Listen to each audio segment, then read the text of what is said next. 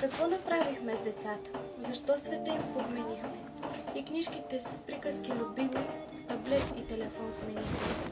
Защо престанахме да пеем, да учим стихчета в Рим? Как Барби, Дора и Диего набързо станаха любими. Не ги научихме да могат народна топка да играят, да пеят песните на баба, стихотворения да знаят. Защо разходките в парка сменихме с такива в мола, където ценно време губим в ръка с чипс и кока-кола? В модерни времена живеем, с традициите си се простихме. Дали ще ни винят децата, че ценностите подменихме? Успяхме ли да ги научим, кое е зло, кое е добро, да пазят съвестта си чиста, да бдят над бащино гнездо?